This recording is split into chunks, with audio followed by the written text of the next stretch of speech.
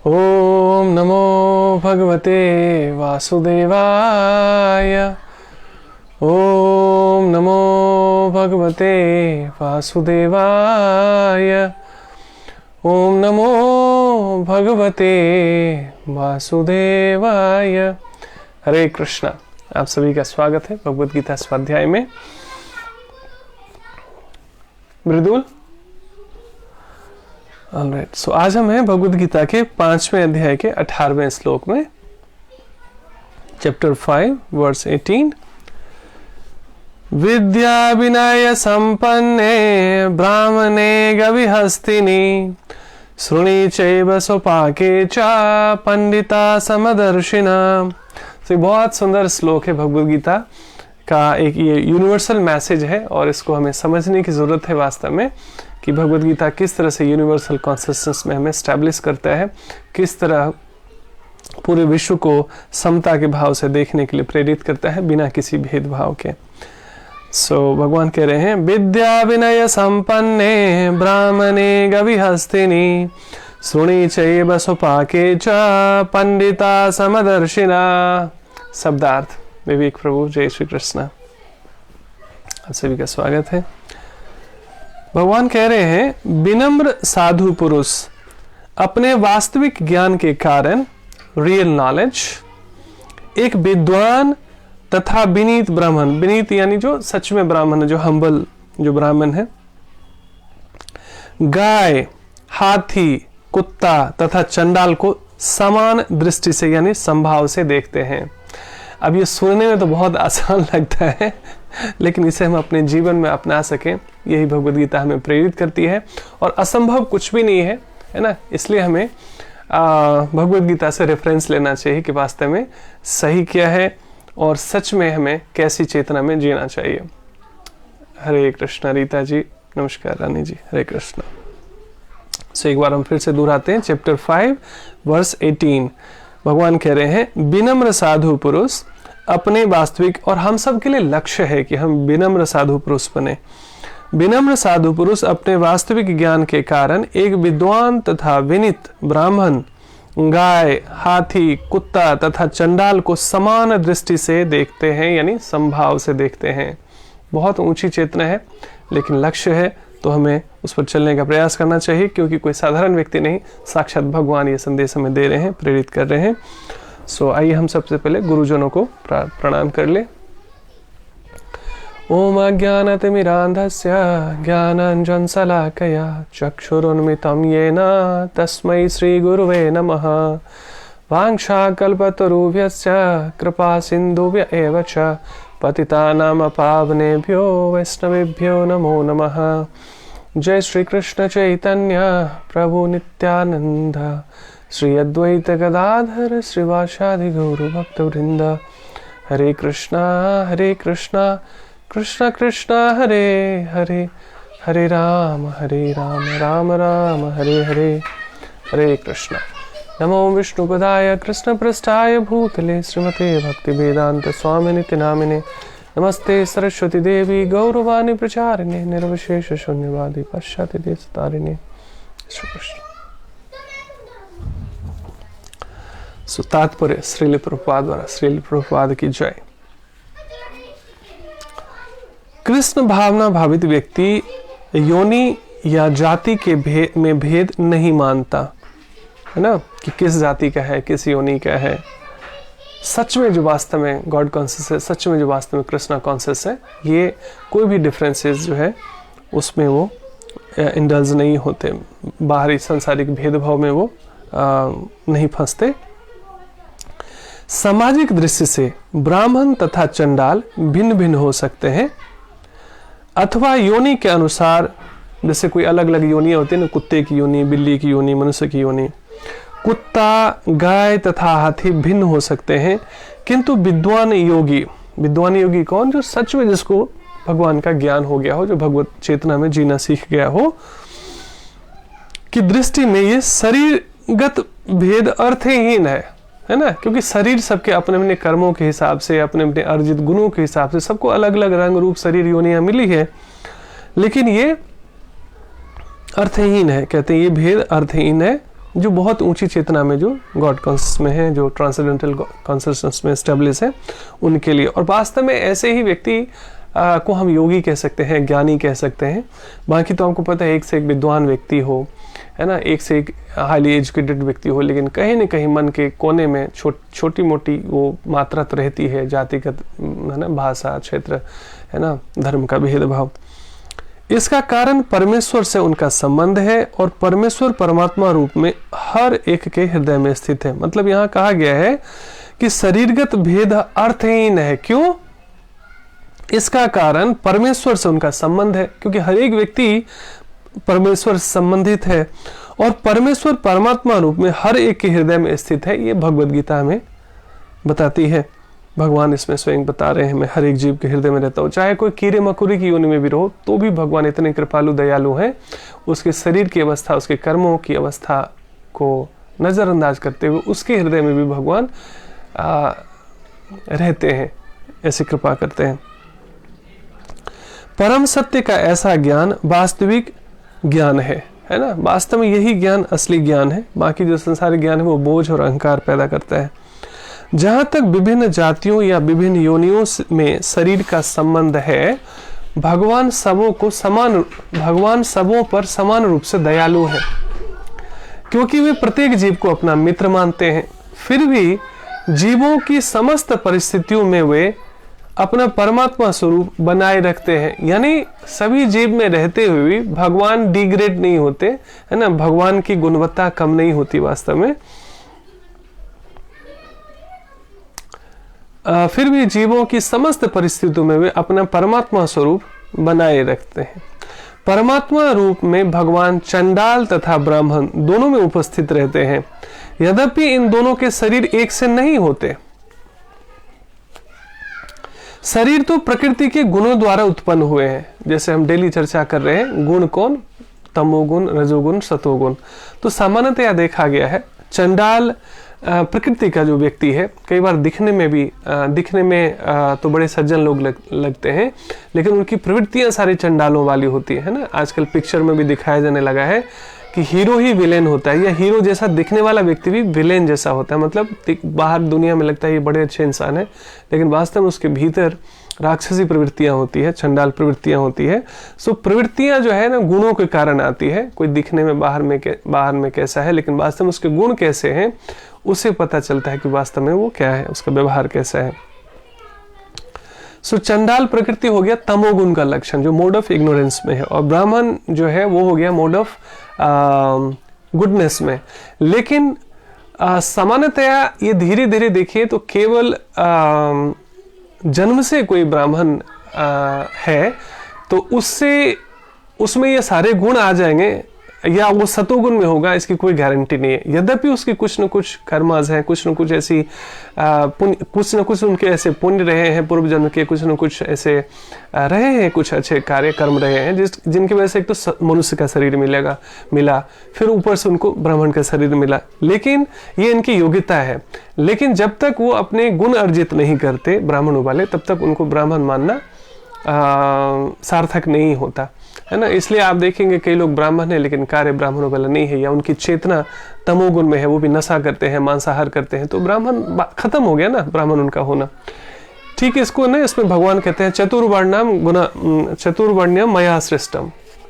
भगवान कहते हैं गुण कर्म विभाग से, चतुर्वर्णम मया सृष्टम गुण कर्म विभाग से। गुण और कर्मों के हिसाब से हमने 4 वर्णों का जो है बनाया, और उसमें गुण और कर्म के हिसाब से उनके लक्षण दिखने लगते हैं आपको कि ब्राह्मणों वाले हैं या फिर लोअर कॉन्शियसनेस के हैं। सो जैसे जज का बेटा जज हो, इसकी कोई गारंटी नहीं है। यद्यपि जज के बेटे के लिए फेवरेबल कंडीशन है कि वो जज बन सकता है, क्योंकि बचपन से अपने पिता को देख रहा है ना, उसको पता है क्या क्या योग्यताएं चाहिए जज के लिए। लेकिन जब तक वो क्वालिफाई नहीं होता, जब तक वो उसकी पात्रता नहीं हो जाती जज वाली, तो केवल जज के बेटे होने से हम किसी को जज नहीं कह सकते। इसीलिए किसी के ब्राह्मण घर में जन्म होने से केवल ब्राह्मण मान लेना। सांसारिक रूप से तो ठीक है, हमें किसी का भेदभाव नहीं करना चाहिए, सबका रिस्पेक्ट करना चाहिए, है ना। सबके अपने अपने कर्मों के गुण दोष होते हैं, और हमें ये ज्ञान मिल रहा है किसी की निंदा करने या किसी की प्रशंसा करने के लिए नहीं, सत्य की आंखें खोलने के लिए, सत्य का परिचय करने के लिए, है ना, सही सही चीजों को जानने के लिए कि चतुर्वर्ण्यम मया सृष्टम गुण कर्म विभाग सा, चारों जो वर्ण है गुण और कर्म के हिसाब से। तो यदि कोई सतोगुण में है, वास्तव में मोड ऑफ गुडनेस में है, तभी वो ब्राह्मण में है। लेकिन यदि कोई ब्राह्मण होते हुए भी यद्यपि उसके लिए फेवरेबल कंडीशन है, वो सतोगुण में जा सकता है। एक तो मनुष्य का शरीर मिला, ऊपर से उसको ब्राह्मण घर में, क्योंकि शुरू से ही वो पूजा पाठ यज्ञ हवन इत्यादि देखता हुआ आ रहा है। लेकिन अभी तो ब्राह्मणों के घर में वो सब चीजें लुप्त हो गई है दुर्भाग्यपूर्ण रूप से। जैसे हमारे अंग्रेज हुए या मुगल सब आए, तो वहां पर जो है धर्म को नाश करने के लिए, हमारी संस्कृति को नाश करने के लिए हर तरह से प्रताड़ित करते थे, मृत्युदंड देते थे, लोगों का धर्म परिवर्तन कर देते थे। तो बहुत कठिन था कि अपने धर्म रक्षा करते हुए लोग बढ़ते ना। तो कई लोगों ने मृत्यु को स्वीकार कर लिया, कई लोग जो डर गए थे उन्होंने धर्म परिवर्तन कर लिया। बल्कि आज के समय में जो बहुत सारे मुस्लिम हैं या बहुत सारे क्रिश्चियन हैं जो लालच की वजह से या डर की वजह से धर्म परिवर्तन कर चुके थे, एक बहुत शुभ संकेत ये है कि जब भी उनको अपने पूर्वजों का ज्ञान होने लगा, भाई इतिहास में तो सारा प्रमाण रहता ही रहता है कि मेरे दादा परदादा का नाम क्या है। इंडिया में जितने भी मुसलमान हैं वास्तव में वो सारे कन्वर्टेड है वास्तव में, पहले वो हिंदू ही थे, या मैक्सिमम जो क्रिश्चियन भी है वो सब पहले हिंदू ही थे वास्तव में। तो उनको लालच देकर या डरा कर जैसे तैसे करके, हरे कृष्ण आस्था, उनको कन्वर्ट कर दिया गया। तो बहुत सारे लोग जो थोड़े से सनातन धर्म संस्कृति में रुचि रखते हैं, उन पर थोड़ा शोध करते हैं, जो थोड़े से विद्वान हैं, जो थोड़े से सुलझे हुए लोग हैं, वो वापसी कर रहे हैं, वो अपना वापस जो है वो हिंदू बन रहे हैं। सो कहने का मतलब क्या है कि हमारी हिंदू संस्कृति कभी किसी को डराती नहीं है, लालच नहीं देती है, धमकाती नहीं है। प्रेमवश कोई वापस अपने घर वापसी कर ले तो इससे बढ़िया क्या बात होगी। क्योंकि बाकी दूसरे कल्चर में आपको पता है कितनी सारे के विघ्न बाधाएं हैं, कितने तरह के व्यवधान है। शुद्ध धर्म पे चलने के बजाय लोग अपने अपने मनगठन बना लेते हैं चीजें, वो हमारे हिंदू धर्म में भी है। तो यदि कोई धर्म में कोई विकार है तो उसको सुधारने की जरूरत है। जैसे प्रभुपाद कहते हैं कि आप केवल निंदा करते रहोगे मेरे धर्म में ये है वो है, उसके बजाय उसकी सुधार करो। जैसे किसी की आंख में कोई समस्या हो जाए तो आंख का ऑपरेशन कराते हैं, इलाज कराते हैं। यदि किसी को मोतियाबिंद हो जाती है तो आंख का इलाज करते हैं, आंख को फोड़ नहीं देते हैं। वैसे ही यदि आज तथाकथित जो आधुनिक लोग हैं जिनको लगता है हमारे धर्म में ये अंधविश्वास है, ये पोंगा पंडित है, बाकी ये चीज है, ठीक बात है, एनालाइज करना चाहिए। और हमारी संस्कृति हमेशा हमें प्रेरित करती है कि समय के साथ साथ हम उसको अपडेट कर सकते हैं। यदि कुछ कुरीतियां हैं, जैसे सती प्रथा थी, बंद कर दी गई ना, इस तरह से बहुत सारी कुट प्रथा थी। जैसे बलि प्रदान बहुत जगह चल रहा था, बहुत कम हो गया है। तो इस तरह से जो हमारी कुछ ऐसी चीजें जो पास्ट में ठीक नहीं थी, जो लोग कई बार लोक व्यवहार में ना, शास्त्र प्रमाणिक शास्त्रों में ये सब चीजें नहीं होती है ना, लेकिन कई बार जो है लोग मनगठन अपनी कहानी और धर्म बना लेते हैं। तो उसको समय के साथ जो चीज ठीक नहीं है, जो समाज के हित में नहीं है, जो लोक हित में है, उसको छोड़ देना चाहिए। और जो सर्व कल्याणकारी, जो शुद्ध धर्म है वो सर्व कल्याणकारी है, सबके जीवन में आनंद देने वाला है। तो उससे हमें प्रेरित होना चाहिए, अपने जीवन में सुधार करना चाहिए, और हम दूसरों के जीवन में भी उससे खूबसूरती ला सकते हैं, आनंद ला सकते हैं। तो ऐसा करना चाहिए। और इस तरीके से ना कई बार जो है ना ग्रेडिंग सिस्टम, जैसे हमारे स्कूल में भी होता है कि भाई कोई फर्स्ट क्लास इतना मार्क्स लाएगा तो कोई first class, second class, third class. तो ये कोई डिस्क्रिमिनेशन नहीं है, कोई भेदभाव नहीं है, कोई मतलब इसमें अलग अलग चीजें नहीं की गई है। ये ग्रेडिंग इसलिए की गई है ताकि जो लोग नीचे हैं, जो थोड़े कमजोर हैं, वो थोड़ा और मेहनत करें और ऊपर आने की पूरी चेष्टा करें। इससे लाभ किसको होता है? छात्र को ही होता है। इसलिए जो चार वर्ण बनाए गए ये चेतना के स्तर पर था, ये कॉन्शियसनेस के स्तर पर था कि कोई जैसा कर्म और व्यवहार करेगा। जैसे ब्राह्मणों के बहुत सारे गुण बताए गए हैं, उसमें से एक है पठन पाठन यजन याजन, जो धर्म की जिज्ञासा करते हुए धर्म ज्ञान में पूरित हो जाए और वो धर्म का ही प्रचार करे, संसार को उससे धर्म से पूरित करे। लेकिन बीच में कुछ भी व्यवधान हो गए, जैसे धर्म विचलित हो गया, थोड़ा सा डिविएट हो गया, लेकिन अभी भी हमारे पास श्रुत ज्ञान और हमारे शास्त्र उपलब्ध है, जिससे हम फिर से रिकनेक्ट कर रहे हैं अपने कल्चर से, अपने सनातन संस्कृति से, और भगवत गीता का संदेश हमें उसमें बहुत सहयोग कर रहा है। सो ये कई बार ठीक से धर्म का ज्ञान नहीं होता, प्रमाणिक ग्रंथों का हमें जो है प्रमाण नहीं होता, तो हम अपनी अलग अलग कहानियां बनाते हैं, फिर लोग गुमराह करते हैं, है ना, और उस पर हम बिबिल्डर्ड हो जाते हैं। बेहतर है जैसे कौन सही कौन गलत ये कानून की किताब बताती है, और उस पर जो है रिसर्च किया जाता है वकील के द्वारा या जो भी कानूनविद हैं या जज के द्वारा। तो बाद में निर्णय मिलता है कि क्या सही है क्या गलत है। इसलिए क्या धर्म है क्या अधर्म है, क्या व्यवहार करना चाहिए क्या नहीं करना चाहिए, क्या भेदभाव उचित है या अनुचित है, ये हमें ऐसे कानून की जो किताब है हमारे भगवद गीता के रूप में, लाइफ मैनुअल के रूप में, उसका हमें रेफरेंस लेना चाहिए। सारी चीजें स्पष्ट हो जाती है। और ये सब सारा ज्ञान ना प्रेम और करुणा पैदा करता है हमारे भीतर में। अनावश्यक नाना प्रकार के भेदभाव हम ना कितने पढ़े से पढ़े लिखे व्यक्ति में भी जाति का, धर्म का, भाषा का, है ना, रंग का, रूप का, लिंग का, नाना प्रकार का जो है ना ये भेदभाव मन में कचरा भरा रहता है। ये सारे कचरे को साफ करने के लिए ही भगवद गीता का संदेश है, जिसमें हमारे भीतर समत्वम योग उचित है, समता का भाव हो, समान दृष्टि। क्योंकि हर एक जीव में भगवान स्वयं कह रहे हैं मैं हर एक जीव में रहता हूं। तो जब भगवान इतने कृपालु हैं कि हर एक व्यक्ति के जीव में रहना स्वीकार करते हैं, तो हम क्यों अनावश्यक किसी से भेदभाव करें। हाँ, किसी का कर्म बुरा हो, किसी का व्यवहार बुरा हो, तो हमें सुधार के लिए जो भी उचित जो है समाधान करने की आवश्यकता हो करना चाहिए। लेकिन साधु कहते हैं कि आंखों में यदि कोई मोतियाबिंद हो गया हो तो उसका ऑपरेशन करते, उसका इलाज करते, उसको फोड़ नहीं देते। इसी तरीके से किसी व्यक्ति को इस तरीके से दंडित करते हैं कि वो सुधार उसमें हो और वो प्रगति कर सके, धीरे धीरे पुनः धर्म से जुड़ सके। इसके बहुत सारे उदाहरण है। हमारे रत्नाकर डाकू जो थे, जो महर्षि वाल्मीकि थे, सोचिए, है ना, तो वो जब साधु बन सकते हैं सत्संग में आकर, साधु के संग में आकर, नारद जी के संपर्क में आकर, तो सोचिए कितना स्कोप देता है हमें ये अपना आध्यात्मिक संदेश, है ना। जब जागो तभी सवेरा। सो यहाँ क्या कहा गया है, भगवान सबों पर समान रूप से दयालु हैं, क्योंकि वे प्रत्येक जीव को अपना मित्र मानते हैं। फिर भी जीवों की समस्त परिस्थितियों में वे अपना परमात्मा स्वरूप बनाए रखते हैं, है ना। परमात्मा रूप में भगवान चंडाल तथा ब्राह्मण दोनों में उपस्थित रहते हैं। यद्यपि इन दोनों के शरीर एक से नहीं होते। शरीर तो प्रकृति के गुणों द्वारा उत्पन्न हुए हैं, है ना। जैसे जैसे हम संग करते हैं, है ना, वैसे वैसे गुण अर्जित करते हैं। यदि आप नशा करने वाले लोगों का संग करेंगे तो आप तमोगुण अर्जित करेंगे, है ना। जो लोग ज्यादा शो ऑफ करते हैं, ड्रामाबाजी करते हैं, दुनिया को केवल दिखाने के लिए नकली रूप में जीते हैं बारी बारी, है ना, सो ऐसे लोगों के ज्यादा संग करेंगे तो हो सकता है रजोगुण में आ जाए। और जो लोग भगवान से जुड़ने का प्रयास करते हैं, नैतिक धर्म का पालन करते हैं, समाज सेवा करने का प्रयास करते हैं, अनावश्यक जो है किसी को मन से वचन से तकलीफ नहीं पहुंचाते, है ना, अहिंसा के इस ऐसे भाव में जब जीवित रहते हैं, बल्कि मनसा वाचा करुणा, दूसरों को भगवान से जोड़ने का प्रयास करते हैं, नैतिक जीवन जीने के लिए प्रेरित करते हैं, धर्म के प्रति प्रेरित करते थे, ये सारे सतोगुण का लक्षण है। तो ऐसे लोगों का हम ज्यादा संग करते हैं तो हमारे भीतर सतोगुण बढ़ता है।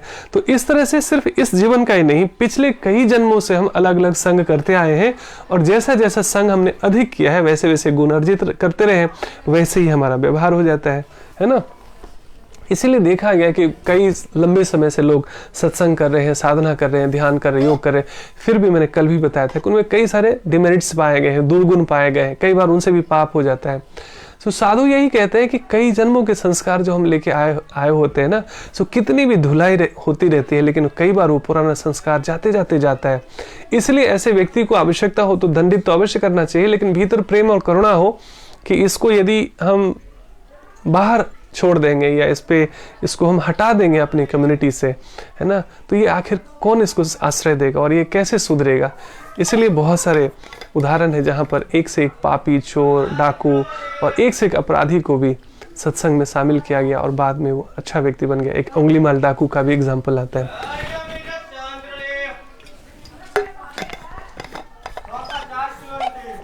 बुद्ध के एक शिष्य थे, तो जो चतुर्मास होता है ना, 4 महीने होते हैं जो परिव्रज्या करते हैं, साधु घूमते हैं, वो 3 दिन से ज्यादा एक जगह नहीं रहते, ऐसा बताया गया है, ताकि किसी जगह से उनको आसक्ति न हो जाए।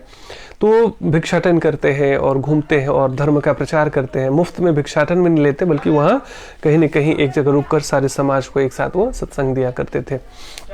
और कभी जैसे चतुर्मास वगैरह में, बरसात के मौसम में वो ज़्यादा नहीं घूमते थे, मौसम फेवरेबल नहीं होने के कारण कहीं रुकते थे, तो उस घर परिवार में वो रुकते थे, आसपास के लोगों को धर्म उपदेश इत्यादि देते थे। तो ऐसा जो है ना, हर एक व्यक्ति को पहले पता होता था, तो बड़े भाग्य मानते थे लोग कि कोई मेरे यहाँ साधु ठहरे चतुर्मास में। तो एक वेश्या ने आग्रह किया, एक भिक्षुक साधु थे, बौद्ध भिक्षु थे, उनको कहा कि देखिए हमें पता है कि बारिश के महीने में आप लोग कहीं न कहीं रुकते हैं, तो आप क्या मेरे स्थान पे रुक सकते हैं क्या चतुर्मास में? आपको कोई असुविधा नहीं होगी, आप विश्वास रखिए। भले ही मेरे जो कार्य है, मेरा जो प्रोफेशन है वो बहुत पापपूर्ण है, मैं ये भी जानती हूँ, लेकिन मुझे पता है कि साधुओं की सेवा से पाप कटित हो सकता है, तो यदि आप मेरा आग्रह स्वीकार करें। आज तक किसी साधु ने मेरा आग्रह स्वीकार नहीं किया। बोलते कोई दिक्कत नहीं है, मैं अपने गुरु से पूछ के आता हूँ। सो वो शिष्य जो है आते हैं, बुद्ध से पूछते हैं कि मुझे ऐसा ऐसा ऑफर मिला है, एक वेश्या ने बताया है। बोले हाँ, अब तुम रुक सकते हो, क्योंकि गुरु को पता होता है कि मेरा जो शिष्य है कितना मैच्योर हुआ है ना। आप हमेशा स्टूडेंट ही तो नहीं रहते, कहीं ना कहीं आपको टीचर भी बनना पड़ता है, कहीं ना कहीं आपको सिखाना भी पड़ता है। तो बुद्ध को पूरा भरोसा था। इस बात से आश्चर्यचकित और क्षुब्ध होकर कई शिष्य छोड़कर चले जाते हैं बुद्ध को, कि अरे कमाल हो गया, ये कैसा आदेश दे दिया बुद्ध ने। इनको ये भी नहीं पता वो वेश्या का घर है, वहां पर 4 महीने कोई साधु रहेगा, वो पतित होकर आएगा, गिर जाएगा, और बुद्ध ने कैसे उनको परमिशन दे दिया, कैसे अलाउ कर दिया कि वो वेश्या के यहाँ रह सकते हैं 4 महीने, वो भी। ये तो मतलब बहुत अति है, ये तो असंभव है। मुझे तो नहीं पता था कि भगवान बुद्ध ऐसा सोच सकते हैं। तो कई लोग जो कच्चे होते हैं ना, अपनी सीमित बुद्धि से कोई जिज्ञासा नहीं करी, क्यों पूछा नहीं कि क्यों आपने अलाउ किया, या मतलब कोई तर्क नहीं किया, कोई जिज्ञासा नहीं करी, चुपचाप अपनी पतली गली से साइड हो गए, है ना। तो चुपचाप ऐसे कई लोग जो स्कूल छोड़ देते हैं, तो नुकसान किसका होता है? स्कूल तो चलता रहता है, जो स्कूल छोड़ देते हैं, कॉलेज छोड़ देते हैं, नुकसान उनका होता है। तो कई शिष्य फिर जब हिम्मत करते हैं, पूछते हैं कि भगवान आपने ऐसा क्यों आदेश दिया, ये तो सामाजिक दृष्टि से बहुत निंदनीय है, साधु को तो नहीं वेश्या के यहाँ रुकना नहीं चाहिए। उन्होंने कहा कि मुझे अपने शिष्य पर भरोसा है, और मुझे अपने इस ज्ञान पर, अध्यात्म ज्ञान पर भरोसा है। यदि मेरा ज्ञान कच्चा है, यदि मेरा शिष्य कच्चा है, तो उसे कोई भी बदल सकता है। केवल वैश्या नहीं, कोई लाला लालच देगा वो बदल सकता है, कई नाना प्रकार, कोई राजा लालच देगा कोई बदल सकता है। इसका मतलब वो कच्चा है, इसका मतलब उसकी एजुकेशन या मेरा जो टीचिंग था, इसका मतलब उसमें दम नहीं है, उसमें शक्ति नहीं है। तो इसका मतलब आते जाते कोई भी इसको एकदम डिविएट कर सकता है, विचलित कर सकता है। तो मुझे पक्का विश्वास है कि ये विचलित नहीं होगा, कुछ अच्छा करके आएगा। तो ये भरोसा है ना। मतलब इसका मतलब यदि वो वेश्या अपने तरफ उनको आकर्षित करके उनको भ्रमित कर दे साधु को, तो इसका मतलब वेश्या ज्यादा बुद्धिमान है। ये ज्ञान भगवान बुद्ध का संदेश और ये जो इतने सालों से उपदेश ग्रहण कर रहे थे वो शिष्य, वो भी कच्चे हैं, मैच्योर नहीं है। सो आखिर ऐसा ही होता है। बरसात के मौसम के बाद जब वो साधु वापस लौटते हैं, तो वो बहुत भिक्षुणी बन जाती है। जो वेश्या होती है वो साध्वी बन जाती है। और अध्यात्म में ही ऐसा उम्मीद है कि एक से एक पापी तापी व्यक्ति को शरण दिया जाता है सुधरने के लिए, है ना। सुधरने के लिए हर एक, इसलिए कहते हैं कोई ऐसा साधु नहीं जिससे कभी कोई पाप ना हुआ हो, और कोई ऐसा पापी नहीं जो साधु ना बन सकता हो। तो सब कुछ चमत्कार लगा कि ये देखो कैसा ये साधु उल्टा पतित ना होकर, ये उल्टा जो गलत प्रवृत्ति में फंसी हुई थी ये औरत, इसने गलत प्रोफेशन चुन लिया था, पापपूर्ण प्रोफेशन चुन लिया था। भाई पैसे कमाने के लिए, जीने के लिए और भी बहुत सारे काम होते हैं, वेश्यावृत्ति ही क्यों। तो वो साध्वी बन जाती है, क्योंकि 4 महीने में इतना सत्संग होता है, इतना ज़्यादा ज्ञान मिलता है उसको कि उसको अपनी गलती का अफसोस होता है, और वो प्रायश्चित करने के लिए वो साध्वी बनना स्वीकार कर लेती है। तो ऐसे बहुत सारे उदाहरण है। कहने का मतलब क्या है, लेकिन हमें ऐसा अहंकार नहीं करना चाहिए, हमें थोड़ा सा डिस्टेंस बनाना चाहिए। सोशल डिस्टेंसिंग जो है ना, एक्चुअली इसका मतलब यही है, जय श्री कृष्ण रश्मि जी, कि हमें जो शास्त्र बताते हैं थोड़ा सा ओवर कॉन्फिडेंट नहीं। यद्यपि यदि कोई हमें ऐसा बुद्ध जैसा गुरु मिल जाए और हम उनके शिष्य जैसा ही ऐसा लिबरेटेड सोल हो जाए तो ठीक है, कोई फर्क नहीं पड़ता, सब कुछ मिट्टी है, कोई आपको इंडल्ज नहीं कर सकता, कोई आपको आसक्त नहीं कर सकता। लेकिन हम लोग उस स्थिति में नहीं है, इसलिए हमें डिस्टेंस मेंटेन करना चाहिए, ओवर कॉन्फिडेंट कभी नहीं होना चाहिए। तो एक उचित दूरी बनाना बहुत आवश्यक है वास्तव में। तो शरीर तो प्रकृति के गुणों के द्वारा उत्पन्न हुए हैं, किंतु शरीर के भीतर आत्मा तथा परमात्मा समान आध्यात्मिक गुण वाले हैं।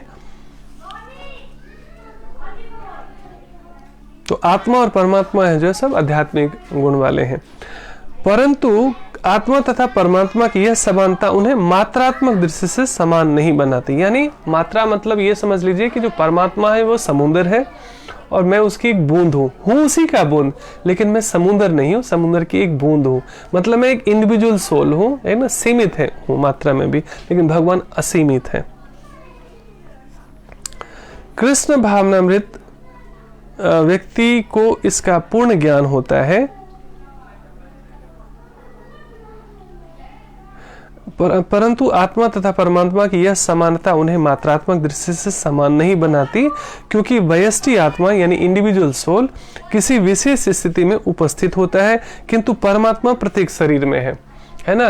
ये तो हमारे जो अलग अलग शरीर मिलते हैं वो तो हमारे अपने पास कर्मांश की वजह से होते हैं, लेकिन भगवान के लिए ये सब नियम लागू नहीं होता। वो ऑल परवेडिंग है, स्वतंत्र है।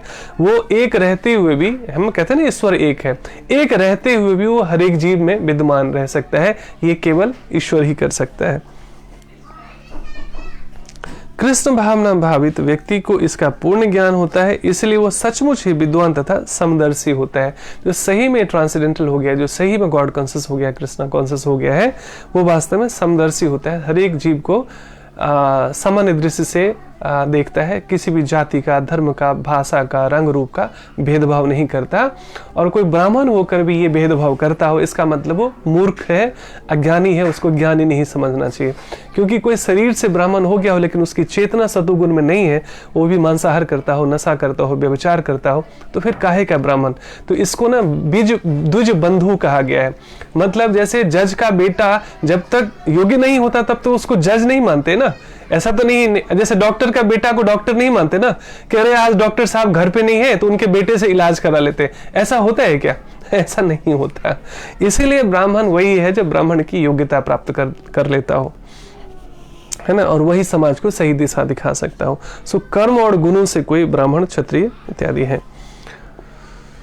तो कृष्ण भावना किंतु परमात्मा प्रत्येक शरीर में है। कृष्ण भावना भावित व्यक्ति को इसका पूर्ण ज्ञान होता है, इसलिए वह सचमुच ही विद्वान तथा समदर्शी होता है ना। बाकी जो समदर्शी कहने के लिए मैं सब कोई भेदभाव नहीं कहता, कहना और करना जमीन आसमान का फर्क है। और वैसे तथाकथित हमारे एकदम थोक के भाव में विद्वान भरे हुए संसार में, लेकिन क्या वो समदर्शी हैं? क्या भगवान को उन्होंने अपने जीवन में स्थापित किया है और उनके आदेशों पर चलने का प्रयास कर रहे हैं? यदि नहीं कर रहे हैं तो काहे का विद्वान हुए और काहे का समदर्शी हुए? आत्मा तथा परमात्मा के लक्षण समान हैं, वो भी सच्चिदानंद है, हम भी सच्चिदानंद हैं, लेकिन क्योंकि दोनों चेतन है यानी जीवंत है, लाइवली है, शाश्वत है यानी एटर्नल, पहले भी था, आज भी है, कल भी रहेगा। हमारी आत्मा भी कभी नहीं मरती। हमारा शरीर बदलता रहता है तो उसे ही हम मृत्यु समझ लेते हैं, लेकिन शरीर का मरना मृत्यु नहीं है वास्तव में, क्योंकि हमारी मृत्यु होती नहीं, क्योंकि हमारी आत्मा अजर अमर है वास्तव में। सो हमारे शरीर केवल बदलते रहते हैं वास्तव में। हम भी शाश्वत आत्मा है जो कि परमात्मा का ही अंश है। सो परमात्मा भी शाश्वत है और हम भी शाश्वत हैं, और तथा आनंदमय है, ब्लिसफुल है ना। ये हमारा जो स्वभाव है, जो हमारी आत्मा का स्वभाव है, वो आनंदमय है वास्तव में। ये जो सारा रोना धोना दुख इत्यादि हमारी अज्ञानता के कारण, अपने स्वरूप को नहीं जानने के कारण, अपने असली स्वरूप से बिछड़ जाने के कारण ऐसा है। आत्मा तथा परमात्मा के लक्षण समान है क्योंकि दोनों चेतन, शाश्वत तथा आनंदमय है, किंतु अंतर इतना ही है कि आत्मा शरीर की सीमा के भीतर सचेतन रहता है, जबकि परमात्मा सभी शरीरों में सचेतन रहता है। मतलब कह जाते हैं that soul is all pervading, है ना। तो आत्मा और परमात्मा में अंतर यही है कि जो परमात्मा है पूरे ब्रह्मांड में, पूरे जीव मात्र में, कण कण में व्याप्त है, उनकी सीमा अथाह है, असीमित है। पूरे ब्रह्मांड नायक जिसको कहते हैं वो हर जगह है, लेकिन हम भी हर जगह हैं, केवल शरीर में हम चाहे कि हम दूसरे के शरीर में चले जाएं, उसके शरीर में चले जाएं, उस जीव में, ऐसा संभव नहीं है। हमारे लिमिटेशन है। We are also all pervading, but we are all pervading to body only, we are limited to body only. So पूरे शरीर में हम व्याप्त हैं। इसीलिए अगर पैर के नाखून में भी कोई चोट लगता है तो तुरंत इंफॉर्मेशन मिलती है। एक बाल भी कोई टूट जाता है तो तुरंत इंफॉर्मेशन मिलती है ब्रेन को। मतलब पूरा शरीर क्योंकि चेतन है, इसलिए हमारे पूरे शरीर में जो है ना आत्मा व्याप्त रहती है अपने चेतन स्वरूप में। वैसे तो कहा गया कि जो बाल का कोने का जो 10,000वां हिस्सा होता है ना, उतना ही अंश मात्र हमारी आत्मा का स्वरूप होता है, उसको देखा नहीं जा सकता खुली आंखों से इससे। लेकिन प्रमाण क्या है कि भाई आत्मा है, जैसे लाइट जलती है तो प्रूफ होता है कि भाई इसमें करंट है, उसी तरह ये शरीर जब तक सांस ले रही है, सुन रही है, बोल रही है, चल रही है, इसका मतलब इसमें आत्मा है। तो प्रत्यक्ष से प्रमाण का पता चलता है ना। जैसे शरीर से निकल जाती है आत्मा तो कहते हैं अरे चाचा जी चले गए, दादाजी चले गए, नाना जी चले गए, अरे वो तो वहीं पड़े हुए हैं, उसी हाइट वेट में वो बॉडी तो वहीं पड़ा हुआ है, लेकिन फिर हम कहते हैं बॉडी। मतलब कोई असली था जो चला गया, मतलब जो जाने वाला है वो शाश्वत है, चेतन है, आनंदमय है, उसका जो असली स्वरूप है वो जीवंत है, वास्तव में वो कभी उसकी मृत्यु नहीं होती। तो भगवान कहते हैं वंशन से जरणानी यथा विहाय, जिस तरह हम शरीर बदलते, कपड़े बदलते रहते हैं, बचपन से अभी तक कितने कपड़े बदल चुके। अब आप रोते हैं मेरा कपड़ा खो गया है, मेरा कपड़ा फट गया, अरे पता होता है कि फट गया, खो गया, दूसरा ले लेंगे, लेकिन ये शरीर खो जाए तो हाय हाय लगा रहता है। लोग 10-10 साल 20-20 साल पूरे जीवन भर, कई लोग डिप्रेशन में चले जाते हैं, उनका कोई नियर एंड डियर चला जाता है। तो ये यात्रा है। जैसे यहां से आप बंबई जाना चाहते हैं तो कई लोग स्टेशन पे चढ़ेंगे, कई लोग उतरेंगे, तो आप तो पकड़ नहीं लेते, नहीं नहीं आपको मैं उतरने नहीं दूंगा, ऐसा नहीं होता भाई। जिसका स्टेशन है वो हंसेगा कि अरे मुझे छोड़ दो, क्यों मजाक कर रहे हो। आप कहेंगे नहीं नहीं मैं मजाक नहीं कर रहा हूं, मैं सच में उतरने नहीं दूंगा आपको, तो हो सकता है वो आपके हाथ छुड़ा के उतर जाए कि मेरा स्टेशन आ गया, आप क्या कर रहे हो। वैसे ही हर एक जीव की अपनी यात्रा होती है, जीवन और मृत्यु के बीच में हमारी यात्रा चल रही है। उसमें कई लोगों का जन्म होता है, हम देखते हैं कई लोग जैसे स्टेशन पे चढ़ते हैं, कई लोग उतरते हैं, मतलब उनकी यात्रा समाप्त हो गई, उनका कर्म पूरा हो गया। तो उसी तरह उस जीवन की यात्रा में कई लोग आएंगे जाएंगे। तो वंशान से जरणानी यथा विहाय, कपड़े की तरह जैसे पुराना वस्त्र त्याग कर हम नया वस्त्र धारण करते हैं, भगवान कहते हैं हरे कृष्ण रुचिका, उसी तरह हम अलग अलग अपने कर्म और गुण धर्म के हिसाब से शरीर प्राप्त करते रहते हैं, है ना। तो बहुत ये अपलिफ्टिंग है, ये विकास करते करते हम मनुष्य की योनि मिली है। इससे नीचे हम कुत्ते बिल्ली की योनि में ना पड़े, उसके लिए हमें ऐसे कर्म और धर्म करने पड़ेंगे, है ना। क्योंकि भगवान कहते हैं यहाँ पर कि गुण और कर्म के हिसाब से मैं वर्ण इत्यादि का जो है ये करता हूँ, क्या कहते हैं, निर्माण करता हूँ। प्रणाम पूनम जी, है ना। तो इसलिए हमें इसको समझने की चेष्टा करनी चाहिए। सो क्या है कि गॉड इज ऑल परवेडिंग, वो सर्वत्र व्याप्त है, हम भी सर्वत्र व्याप्त है, लेकिन इस शरीर में ही केवल। इसलिए शरीर में कहीं पर भी एक पिन भी चुभता है, कुछ ठंडा या गर्म भी लगता है, तुरंत पता चलता है। खासकर अभी तो ठंड कम हो गया है, बीत गया है, नहीं तो आप देखिए रजाई हो या कम्बल हो तो पूरी रात कई बार ये रहती अरे हवा कहाँ से घुस रही है और सच में कहीं न कहीं से हवा घुस रही होती, तभी हमारे बॉडी को इन्फॉर्मेशन मिलता है, माइंड को इन्फॉर्मेशन मिलता है और उसको हम ठीक कर लेते हैं, तो भी ठंड नहीं लगता है। So we are also all pervading but we are all limited to body only. हम शरीर तक ही सीमित है, तो पूरे शरीर में कहां पर क्या हो रहा है मुझे तुरंत पता चलता है। उसी तरह पूरे संसार में एक पत्ता भी हिलता है, कहां पर क्या हो रहा है, क्योंकि पूरा ब्रह्मांड ही भगवान का है, उनका शरीर समझ लीजिए, है ना। तो उसमें कहां पर क्या हो रहा है भगवान को ठीक पता चल जाता है। इसीलिए कई बार होता है जैसे गर्भ में बच्चा हो तो उसको मां नहीं दिखती है, क्योंकि मां के गर्भ में होता है वो बच्चा। उसी तरीके से इस संसार के गर्भ में समझिए कि भगवान का ही पूरा उदर है ये, इसमें है, तो हम लोग एक्चुअली भगवान को नहीं देख पाते हैं, है ना। लेकिन इसका मतलब तो ये नहीं कि माँ होती नहीं है, कि बच्चा गर्भ में नहीं देख सकता हो माँ को, इसलिए माता एग्जिस्ट नहीं करती है, दैट इज नॉट ट्रू। उसी तरीके से भगवान के बनाए हुए इस ब्रह्मांड में हम हैं और हम नहीं देख पा रहे, इसका मतलब ये नहीं कि भगवान नहीं होते हैं, है ना। हमारी अभी आध्यात्मिक दृष्टि नहीं हुई है विकसित, इसलिए हमारी इंद्रियां तो इतनी अपूर्ण है कि हम अपना पीठ भी नहीं देख सकते। अभी अंधेरा हो जाए तो हम अपनी हाथ भी नहीं देख सकते। इसका क्या मतलब, पीठ नहीं होता कि इसका मतलब क्या हाथ होता नहीं है या आपके पास हाथ नहीं है, क्योंकि ऐसी दृष्टि हमारी अपूर्ण इंद्रियां हैं जो देख नहीं सकती।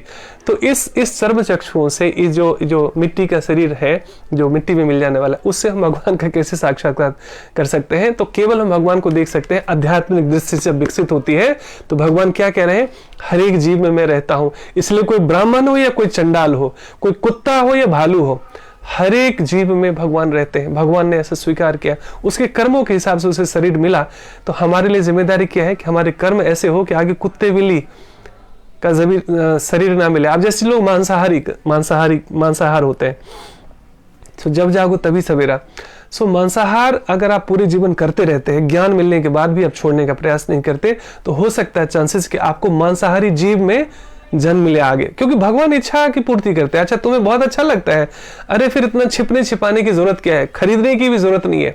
तुम शेर बन जाओ, गीदड़ बन जाओ, भालू बन जाओ, है ना, सियार बन जाओ और फ्री में खाओ, कोई पैसा नहीं, कोई खरीदना नहीं, पकाने की भी जरूरत नहीं, जस्ट ईट।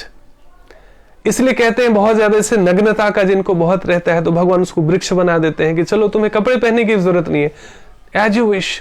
सो हमारे भगवान जैसी हमारी डिजायर होती है ना, भगवान कहते हैं एज यू विश।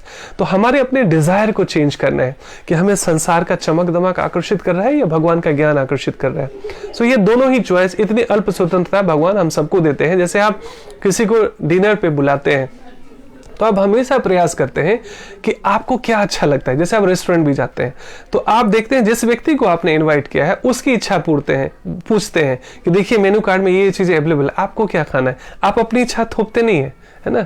तो उसी तरीके से भगवान अल्प स्वतंत्रता हम सबको देते हैं। उस स्वतंत्रता का हम दुरुपयोग भी कर सकते हैं, सदुपयोग भी कर सकते हैं। जैसे कई बार हमने उदाहरण दिया, बच्चे को आप पॉकेट मनी देते हैं तो उसका वो क्या खरीदेगा, अच्छा या बुरा, आप टॉर्च लेकर या कैमरा लेकर पीछे पीछे नहीं घूमते।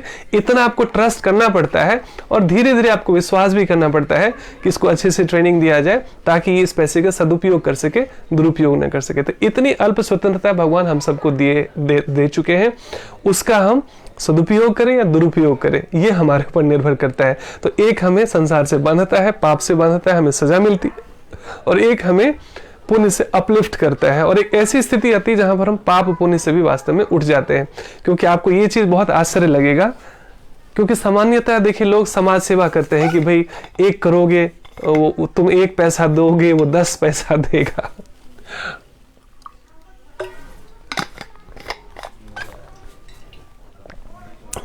और हमारे भजन भी बड़े फनी फनी होते हैं, माँ मुरादे पूरी कर दे, हलवा पूरी बांटूंगी। मतलब भगवान को भी हम लालच देते हैं, है ना, रिश्वत देते हैं, ऐसा करोगे तो हम ऐसा कर देंगे।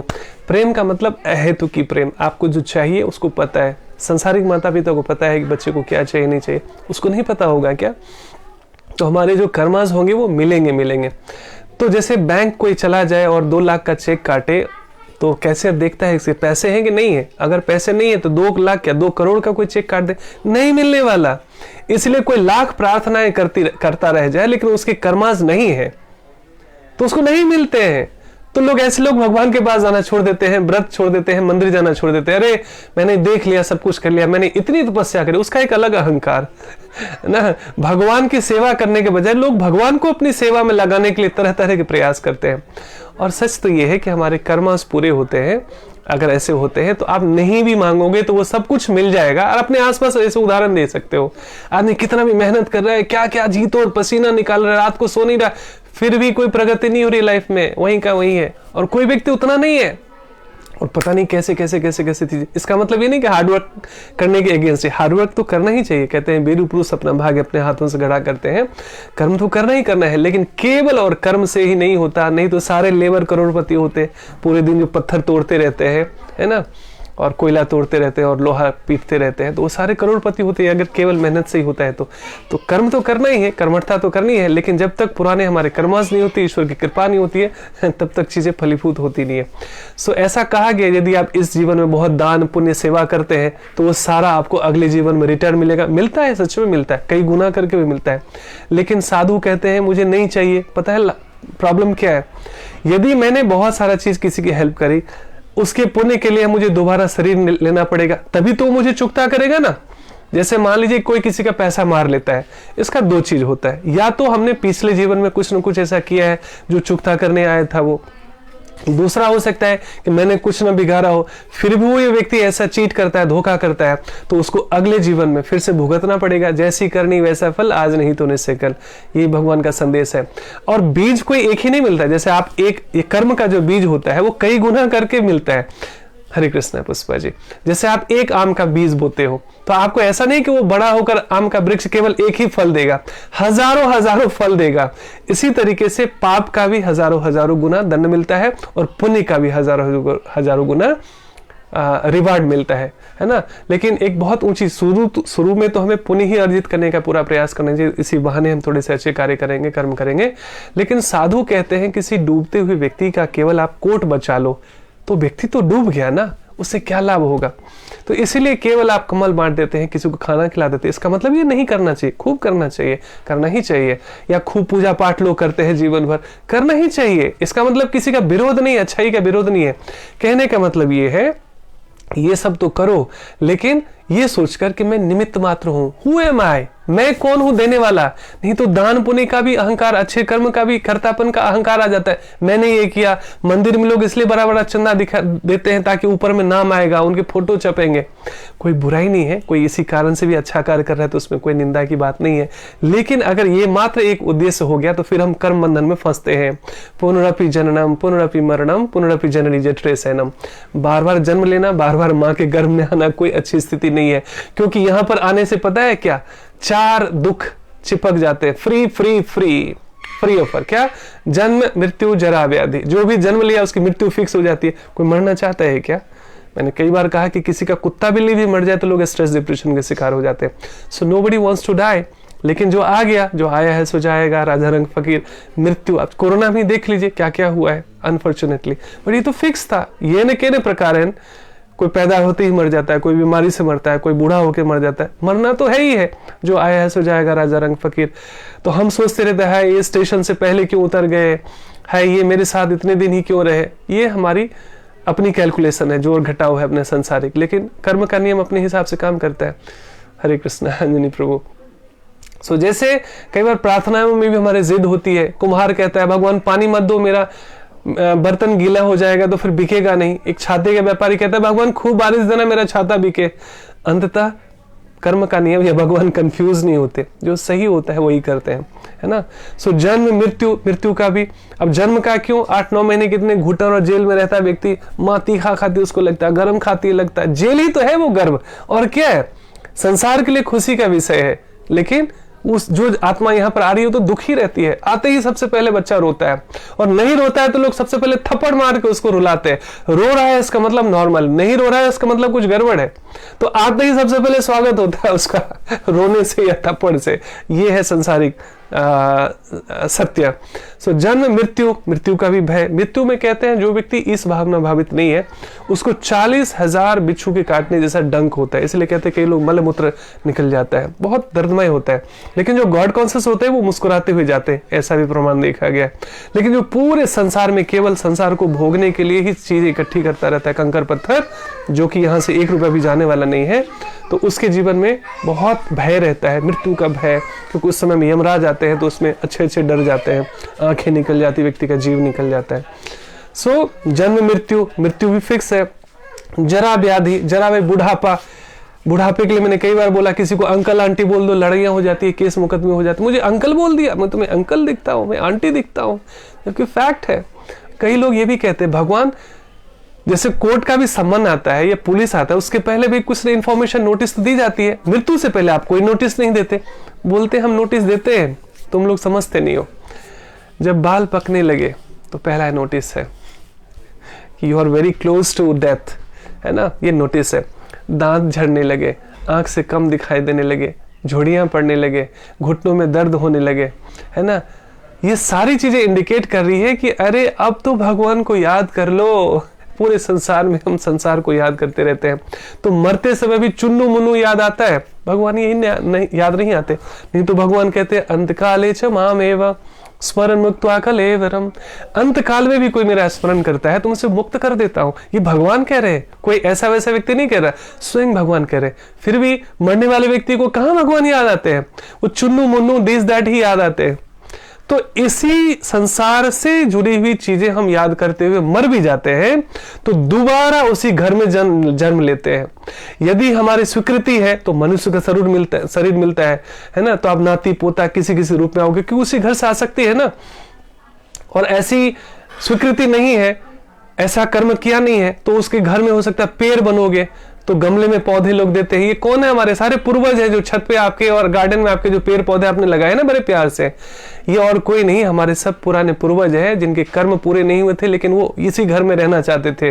भगवान ने कहा एज यू विश, लेकिन तुम ह्यूमन बॉडी में नहीं, ऐसा कर्म नहीं किया है, तो तुम पेड़ पौधे बन के ऐसे रहोगे, उनकी हम सेवा करते। कई बार कुत्ते बिल्ली बन के, आपको लगता है आपने पालतू बनाया उसको, अरे वो हमारे पूर्वज है, किसी न किसी रूप में हमारे कर्म के लेन देन के, वो आपके पड़ोसी भी हो सकते हैं, कोई भी हो सकता है, लेकिन आपसे कोई न कोई, नहीं तो वही कुत्ता क्यों, आपके घर में जो नौकर भी है उसका भी पूर्व जन्म में कुछ ना कुछ लेन देन है, नहीं तो वही क्यों। So everything is predestined. तो इससे होता क्या है, हम सतर्क रहते हैं कि लोगों से कैसे व्यवहार करें, है ना, और हम अपने कर्म ऐसे जो बीत गया उसका कुछ कर नहीं सकते, उन गलतियों से सीखना है, आगे के जीवन को हम बेहतर बना सकते हैं। तो पैसे में, गाड़ी में, बंगले में, पद में कोई बुराई नहीं है, क्योंकि भगवान से अलग नहीं है। इसका सारा सदुपयोग जब हम ईश्वर से जुड़ने के लिए करते हैं, धर्म के प्रचार के लिए करते हैं, पुण्य करते हैं, है ना, सारे सेवा कार्यों में लगते हैं, तो उसका सदुपयोग हो जाता है। नहीं तो ज्यादातर जो है रूप का, शक्ति का, ऊंची जाति का, है ना, ऊंचे कुल का, सत्ता और शक्ति का सारा लोग दुरुपयोग ही तो करते हैं। ये मिलता है अच्छे कर्मों के कारण, धन यूं ही नहीं मिल जाता, विद्युता यूं ही मिल जाती, अच्छे कुल में ऐसे ही जन्म नहीं मिल जाता, सुंदरता यूं ही मिल जाती। This is all because of your good Karma. लेकिन ज्यादातर इसका लोग दुरुपयोग ही करते हैं। लेकिन इन चीजों का सदुपयोग होने लगे तो सारा सार्थक हो जाता है, और इसके बड़े सारे उदाहरण है ना। सो कहने का मतलब क्या है कि हमें ऐसे कर्म करना चाहिए कि कम से कम मनुष्य का शरीर तो मिले। प्रश्न करते हैं अर्जुन इससे आगे के अध्यायों में कि हे भगवान, जब भक्ति करते करते भी व्यक्ति आगे गिर जाता है या पूरा नहीं कर पाता अपनी यात्रा, तो उसका क्या होता है। सो भगवान कहते हैं भले वो भगवत धाम ना आए, भले उसका उद्धार ना हो, भले उसकी मुक्ति ना हुई हो, लेकिन यदि वो मनुष्य के शरीर में भी आएगा तो अच्छे कुल में जन्म मिलेगा, धन धान्य से पूरित होगा, वो विद्युता मिलेगी उसको, सुंदरता मिलेगी उसको, शक्ति मिलेगी उसको, समर्थ रहेगा उसको, है ना। तो दोनों हाथ में लड्डू, यदि मुक्ति नहीं मिले संसार में आए तो थोड़े से कम सुखी रहेंगे। और यदि आपके जीवन में भी यदि धन है, विद्युता है, सुंदरता है, अच्छे परिवार में आपका जन्म हुआ है, इसका मतलब आपने कुछ न कुछ अच्छे कार्य किए हुए निश्चित रूप से। लेकिन आपके खर्च हो रहे हैं वो सारे अच्छाई। तो इस जीवन में आप जो भी सांस बची है, उचित मार्गदर्शन में, स्वाध्याय से, सत्संग से, साधना से, सेवा से ऐसे कार्य करने चाहिए कि हमें अच्छी गति मिले। इसको कहते हैं फ्यूचर प्लानिंग। नहीं तो पूरे जीवन में हम LIC करा लेते हैं, बच्चों की FD करा लेते हैं, स्कूलिंग करा देते हैं, शादी के लिए, जमीन के लिए, सारी चीजें युक्तियां करते रहते हैं। नेक्स्ट बर्थ की कोई प्लानिंग नहीं होती है कि आगे जीवन में कुत्ता बिल्ली ना बनना पड़े। स्मार्टनेस यही है कि आप देखिए ना, घर क्यों बनाते हैं, भविष्य के लिए, पढ़ाई क्यों करते हैं, भविष्य के लिए, शादी क्यों करते हैं, भविष्य के लिए, बच्चे क्यों आते हैं, भविष्य के लिए। आप जो कुछ भी कर रहे हैं भविष्य की ही तो तैयारी कर रहे हैं, लेकिन वो भविष्य केवल हमने इस संसार तक ही लिमिटेड कर दिया है। इसके बाद भी जीवन है, ये हमारी यात्रा चल रही है ना। तो ये जब नहीं समझता आदमी तो खाओ पियो मौज करो के में मस्त रहता है। और ज्यादातर ऐसे लोग जो गॉड कॉन्शियस नहीं होते, जो आध्यात्मिक नहीं होते, अगले लाइफ के बारे में प्लानिंग नहीं करते, वो ज्यादातर पाप पूर्ण कार्यों में लिप्त रहते हैं। चीटिंग करना, बेईमानी करना, धोखा देना, दूसरे का चीज हड़प लेना, झूठ बोलना, है ना, इत्यादि, इसी में लोग फंसे रहते हैं। लेकिन जब इस भावना भावित व्यक्ति हो जाए तो वो ऐसे कार्यों से दूर रहता है। आहार निद्रा, जन्म मृत्यु जरा व्याधि। बूढ़ा भी कोई नहीं होना चाहता, और सभी लोग बूढ़े हो भी नहीं पाते। कई लोगों का समय से पहले ही टिकट कट जाता है। और व्याधि, रोग व्याधियां कोई नहीं चाहता, लेकिन कोई सा व्यक्ति नहीं है घर घर जिसमें थोड़ी बहुत रोग व्याधि नहीं हो। मतलब यदि हमें पुण्य करके अपने सुख भोगने के लिए भी शरीर में आना पड़े तो भी ये चार दुखों से मुक्त नहीं हो सकते। तो स्मार्टनेस यही है कि संसार में ना आना पड़े, हमें अपने असली घर, हम सब विदेशी हैं, वास्तव में फॉरेनर है, भगवान के घर से आए हैं अपनी जिद के कारण, अपने बदमाशी के कारण, है ना, इस संसार में भवरोग में फंसे हुए हैं, भवसागर में गिरे हुए हैं। अब इससे निकलने का लेकिन हम सब भाग्यशाली हैं, नहीं तो करोड़ों लोग हैं जो दुख पा रहे हैं। धर्म में रुचि नहीं, सत्संग में रुचि नहीं, साधना में रुचि नहीं, ध्यान में रुचि नहीं, योग में रुचि नहीं, जगह जगह साइकेट्रिस्ट के पास जा रहे हैं, डॉक्टर के पास जा रहे हैं, ज्योतिष के पास जा रहे हैं, ढोंगी बाबाओं के पास जा रहे हैं, पोंगा पंडित में, सारे अंधविश्वास में फंसे हुए लोग। ऐसे पीली सरसों ले लोगे सिर के नीचे तो ऐसे कृपा हो जाएगी, 2 गुलाब जामुन खा जाओगे तो कृपा आ जाएगी। मतलब सत्य का जो ज्ञान है, जो सच्चा ज्ञान है ना, जो भगवान स्वयं कह रहे हैं। 10 लोगों के विचार अलग अलग हो सकते हैं ना धर्म के बारे में, लेकिन भगवान के विचार एक है, जो 5000 वर्ष पहले जो है अर्जुन को दे चुके हैं, और उससे लाखों वर्ष पहले भगवान सूर्य लोक के जो राजा बेवस्वान है उसको दे चुके हैं। उसमें हम लोग ट्रस्ट ही नहीं करते। स्कूल से कॉलेज तक हिस्ट्री, ज्योग्राफी, इंग्लिश, हिंदी सब पढ़ाएगी, उसमें ट्रस्ट करते हैं। 2 + 2 4 होता है, ट्रस्ट करते हैं, लेकिन इस पे ट्रस्ट नहीं करते, इस पे डाउट करते। भगवान होते हैं क्या?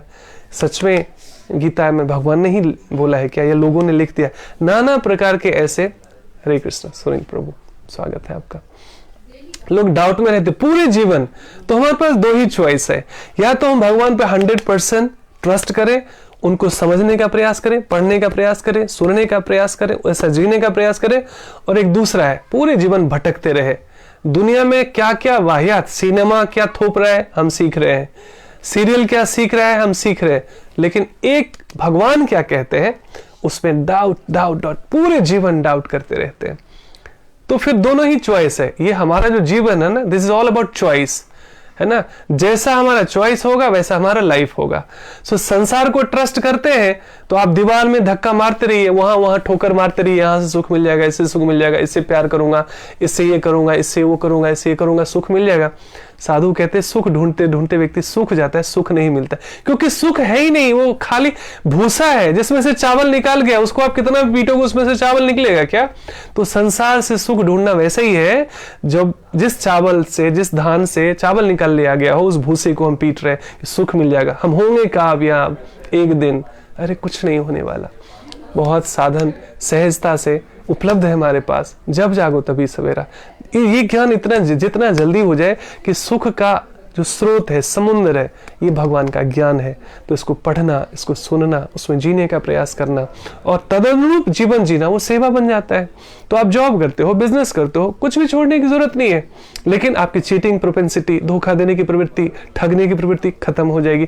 थोड़ा आमदनी में फर्क पड़ेगा, लेकिन वो शुद्ध धन होगा। उसका जो आप चावल खरीद के, जो उसका आटा खरीद के या गेहूं खरीद के खाओगे ना, वो शरीर में अमृत की तरह घुलता है, चैन की नींद आती है और फिर आनंद उतरता है वास्तव में। तो धन का बड़ा प्रभाव पड़ता है, कैसे धन का आप सदुपयोग दुरुपयोग कर रहे हैं अपने जीवन में, मन पर, उसका आपके रिश्तों पर, आपके सुख दुख पर बड़ा प्रभाव पड़ता है इस चीज का। सो जब जागो तभी सवेरा, जो हो गया सो हो गया।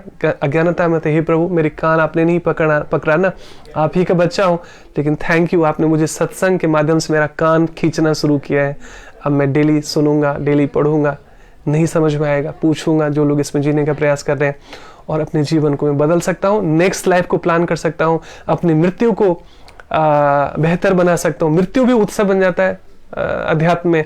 सो केवल अध्यात्म जीना ही नहीं सिखाता, आर्ट ऑफ डाइंग भी सिखाता है, नेक्स्ट लाइफ को भी हम प्लान कर लेते हैं। तो सब कुछ हम आगे के लिए कर रहे हैं, लेकिन अगले जन्म के लिए, अगले नेक्स्ट बर्थ के लिए, या नेक्स्ट कहाँ हम जाएंगे आफ्टर दिस बॉडी, उसकी कोई चेतना नहीं, कोई प्लानिंग नहीं, कोई स्कूल कॉलेज सिखाता नहीं है।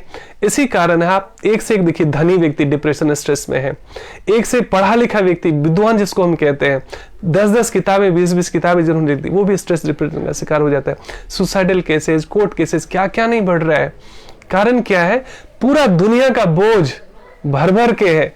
एक असली ज्ञान जिससे वास्तव में हम मुक्त हो सकते हैं, इस जीवन में भी हम मुक्त हो सकते हैं, जिसको जीवन मुक्त कहा गया। इसमें कोई रुचि नहीं, डाउट पूरे जीवन संदेह करते रहते हैं, बाकी किसी भी चीज पे, है ना, कोई भी बुरी चीजें हैं। हरे कृष्णा कौशल, किसी चीज पे डाउट नहीं है, एक बस भगवान पे डाउट है, भगवान के संदेशों पे डाउट है, सत्संग में डाउट है। हाँ, ये जरूर है कि धर्म को दूषित किया है कुछ ढोंगी लोगों ने, कुछ पापी लोगों ने, धर्म के आड़ में, कुछ साधु के वेश में कई लोगों ने धर्म को दूषित किया है, सच बात है, इसमें कोई संदेह नहीं है। लेकिन असली, नकली साधु आपको मीडिया दिखाती है, असली साधु आपको ढूंढना पड़ता है, क्योंकि वो टीवी पे और मीडिया पे नहीं आते। लेकिन आज भी सच्चे साधु हैं, इसलिए संसार बचा हुआ है। तो इसीलिए इतना आसान नहीं है कि हम जो है ना, हम चूंकि नकली रहते हैं तो हमें ऐसे शॉर्टकट बाबा ढूंढने चाहिए, कुछ ना करना पड़े, आलस्य में रहे, कुछ करना ना पड़े, लॉटरी लग जाए, ये बन जाए, वो मिल जाए, है ना। तो ऐसे नकली, कहते हैं ना, नकली गुरु और आलसी चेला, दोनों नरक में ठेलम ठेला। तो ऐसे लोग, दोनों लोग गर्त में पड़ते हैं। तो सच्चे साधु तो आपको कान पकड़ते हैं, आपकी खिंचाई करते हैं, आपको डांट लगाते हैं, तो इसलिए वहां पर ज्यादा लोग जाना नहीं चाहते। और दुनिया तो झूठी तारीफ करती है, अरे आप क्या है, क्या बोलते हैं, कितने सुंदर है, अरे ये, अरे वो। हम तो उसी में भ्रमित रहते ना पूरे जीवन। तो हम तो ऐसे लोगों को ढूंढते रहते हैं जो हमारी झूठी तारीफ भी करे, लेकिन करता रहे। लेकिन यहाँ तो खिंचाई हो रही है, यहाँ तो डांट पड़ रही है, यहाँ तो कान पकड़ा जा रहा है, यहाँ तो हमारे अहंकार को चोट पहुंचाया जा रहा है ना। किसके लिए? सुधारने के लिए। क्योंकि कहते हैं सचिव वैद गुरु तीन जो प्रिय बोले भय आस, राज धर्म तन तीन का हो ही भेगई नास। जो आपके सलाहकार हैं, जो डॉक्टर हैं और जो गुरु हैं, ये तीनों लोग यदि डर की वजह से या किसी लालच की वजह से आपको सलाह देने लगे तो राज धर्म तन तीन कर हो ही बेगे नाश। राज का नाश हो जाता है, शरीर का नाश हो जाता है, और राज धर्म तन तीन कर, राज हो गया, धर्म हो गया और शरीर, तीनों का नाश हो जाता है। तो सच्चे गुरु इसकी परवाह नहीं करते कि कोई मुझे चढ़ावा चढ़ाएगा, इसके लिए अच्छी अच्छी गोल गोल बातें, मीठी मीठी गोली सुनाओ। नहीं, जो सत्य है सो है, चोट लगे तो लगे, लेकिन जो सच है वो केवल लोक लुभावन बातें, लोगों को बड़ा अच्छा अच्छा लगे, है ना, कितना अच्छा बोलते, केवल इसलिए वो अच्छी अच्छी बात नहीं बोलते। जो सच है वो बोलते हैं, चाहे वो कर भी लगे या मीठी लगे। तो यही सच्चा सत्संग है। नहीं तो कई बार सत्संग भी लालच की वजह से होता है ना, कि इतना चढ़ावा मिल जाए, इतना दान मिल जाए, इतना ये मिल जाए, इतना प्रतिष्ठा मिल जाए। तो जब भी धन के लालच में कोई सत्संग करता है तो उसमें मिलावट आ जाती है, उसमें कुछ ना कुछ जो है स्वार्थ आ जाता है, वो प्योरिटी नहीं रहती है। तो ऐसा सत्संग जिसमें कोई भी व्यक्ति, जहां पर आपको धन और आने जाने की कोई आपसे कोई डिमांड ना करे, ना ही कोई कामना या इच्छा करे, वही वास्तव में सच्चा धर्म का प्रचारक हो सकता है। और हम सबको ऐसा बनना है। केवल अच्छे लोगों की प्रतीक्षा मत कीजिए, है ना। हम सोचते रहते दुनिया भलाई का जमाना नहीं रहा है जी। अरे कहते हैं माना दुनिया में फरेब है, धोखा है, लेकिन आप तो अच्छे बने, आपको किसने रोका है। सो केवल हम दुनिया भर दोष देते रहे, कलयुग है जी, ऐसे है जी, वैसे है जी। जिंदगी बहुत छोटी है केवल क्यों का कैसे उलझने के लिए। हम तो अच्छे बने, पूरी दुनिया को सुधारने की जरूरत नहीं है। हर एक व्यक्ति अपनी अपनी जिम्मेदारी ले ले कि मैं सुधर जाऊंगा, और सुधरेगा कैसे? भगवान के राह पर चलकर। तो समाज की सबसे बड़ी सेवा यही होगी, क्योंकि एक व्यक्ति जो दुखी नहीं है वही व्यक्ति दूसरों को सुखी रहना सिखा सकता है ना। जो व्यक्ति स्वयं दुखी है, परेशान है, दुनिया में दुखी और परेशानी स्प्रेड करेगा बाय डिफॉल्ट, है ना। सो हमें गॉड कॉन्शियस होना है, उससे हम खुद भी फियरलेस रहते हैं, आनंदित रहते हैं। और विश्वास कीजिए किसी के बिना कोई दुनिया रुकती नहीं है, और सब भगवान करते हैं। हाथी को 40 किलो खाना चाहिए होता है। कोई MBA पास है क्या वो? कोई जॉब या बिजनेस करता है क्या वो? प्रकृति सबका पेट भरती है। एक इंसान है जिसका कभी पेट भरता नहीं है, क्योंकि आवश्यकता सबकी पूरी होती है। लालच का तो कभी अंत ही नहीं है। और जितने भी राजा महाराजा, कितने बड़े बड़े लाला सेठ थे, सारा जमीन मकान सब यहीं धरा का धरा रह गया, वो चले गए। हमारी आंखें खोलने की बात है, हम समझे कि धन ठीक बात है, घर ठीक बात है, गाड़ी ठीक बात है, इसमें कोई बुराई नहीं है, लेकिन हम केवल एकमात्र इसी लक्ष्य के लिए जीवन ना दीजिए, नहीं तो वो फिर गधे की तरह जिंदगी हो जाएगी, है ना। सो हमें ईश्वरीय भावना भावित जीवन में जीना है। सो उसमें आप वास्तव में मानव जीवन का अर्थ समझ पाते हैं। नहीं तो पशुवत चेतना में हम रहते हैं, एनिमल कॉन्शियसनेस में रहते हैं। आहार निद्रा भय मैथुनम च, खाना है, सोना है, मैथुन करना है, और अपनी सुरक्षा के लिए घर मकान FD इत्यादि बनाना है, बस। तो वो चिड़िया और दूसरे पशु पक्षी भी वो घोंसला बनाते हैं, अन्न भी जमा करते हैं थोड़ा बहुत। तो केवल फिर मनुष्य का जन्म फिर किस लिए मिला हमें? इतने सस्ते उद्देश्य के लिए तो मिला नहीं है ना। सो जब जागो तभी सवेरा। किंतु इतना ही कि आत्मा शरीर की सीमा के भीतर सचेतन रहता है, जबकि परमात्मा सभी शरीरों में सचेतन है। परमात्मा बिना किसी भेदभाव के सभी शरीरों में विद्यमान रहता है। सो भगवान कोई भेदभाव नहीं करते कि ये किस जाति का है, ये किस धर्म का है, किस भाषा का, किस रूप का है, ये कुत्ता है या बिल्ली है। भगवान कितने कृपालु है, इसी से समझ सकते हैं। और ये कोई मैं नहीं बता रहा हूँ, कोई व्यक्ति नहीं बता रहा, स्वयं भगवान इसमें बता रहे हैं भगवद गीता में कि मैं हर एक जीव के हृदय में रहता हूँ, है ना। सो इसीलिए जो सच्चे साधु होते हैं वास्तव में, वो ब्राह्मण हो, कोई चंडाल हो, कुत्ता हो, बिल्ली हो, कीड़ा मकोड़ा हो, किसी को भी नुकसान नहीं पहुंचाता, किसी से भेदभाव नहीं करता। जहां तक हो सकता है मनसावाचक कर्मणा, लोगों की मदद करने की चेष्टा करता है। और मदद करके भी, दान करके भी, सेवा करके भी वो कर्ता भाव के अहंकार में नहीं फंसता। क्योंकि गंगा का जल यदि आपने गंगा में अर्पित कर दिया तो आपने क्या दे दिया? सो हमारा है क्या? सो तेरा तुझको अर्पण क्या लागे मेरा। तो कर्तापन का भाव नहीं रहता। तो इससे क्या होता है, हम पाप पुण्य से मुक्त हो जाते हैं। फिर भगवान हमारी जिम्मेदारी ले लेते हैं कि इसके लिए हमें क्या करना चाहिए, इसे अपने पास रखना चाहिए, इसको अपनी सेवा में कहाँ लगाना चाहिए। यदि भगवान की सेवा के निमित्त 1000 बार आना पड़े संसार में, स्वीकार है। लेकिन स्वर्ग भी मिल जाए और वहां भगवान की चर्चा ना हो, भगवान का सत्संग ना हो, भगवान की कथा ना हो, भगवान के भक्त नहीं हो, तो वैसा स्वर्ग भी बेकार है। ठीक है, क्योंकि स्वर्ग ऐसा है, समझिए। इसलिए भक्त स्वर्ग की भी, मोक्ष की भी कामना नहीं करते, वो केवल भगवान के प्रेम की कामना करते हैं। जैसे आप कोई बिजनेस कर रहे हो या आप कोई जॉब कर रहे हो, कुछ टारगेट मिलता है कि ऐसा करोगे ना तो आपको ये टूर मिलेगा, है ना। आपको टूर मिल गया, मान लीजिए गोवा का टूर मिल गया, कहीं स्विट्जरलैंड का टूर मिल गया, हफ्ते भर के लिए, 10 दिन के लिए, 15 दिन के लिए, लेकिन वो टूर का जो रिवार्ड है पूरा होने के बाद आप वापस कहाँ आओगे? अपने घर में, ऑफिस में ही तो आओगे वापस। तो ये तो मुक्ति नहीं हुई ना। तो स्वर्ग मिलना भी मुक्ति नहीं है। स्वर्ग में एक सुख होता है पुण्य का, लेकिन भक्त स्वर्ग की भी कामना नहीं करते। भगवान से केवल अपने प्रेम और सानिध्य की कामना करते हैं कि हे प्रभु हमें अपनी सेवा में लगाइए, चाहे संसार में आना पड़े, चाहे नरक में भी जाना पड़े, स्वर्ग में भी जाना पड़े, भगवान के धाम कहीं भी जाना पड़े, यदि आपकी सेवा में मुझे कीड़े मकोड़े भी बनना पड़े तो मुझे स्वीकार है ना। लेकिन स्वर्ग का सुख भी मिल जाए, लेकिन जब आप नहीं हो तो ऐसा स्वर्ग भी स्वीकार नहीं है। अगर कर्ता भाव इस सत्संग से पहले किया हो तो उसके भी पाप लगेंगे। Very good question. रुचिका का प्रश्न है कि भाई आज तो समझ में आ गया सत्संग से कि कर्ता भाव का अहंकार नहीं करना चाहिए, है ना। तो कर्ता भाव के अहंकार से पाप तो नहीं लगता, लेकिन वो ना हम बंध जाते हैं वास्तव में। मैं बताता हूं क्या होता है वो।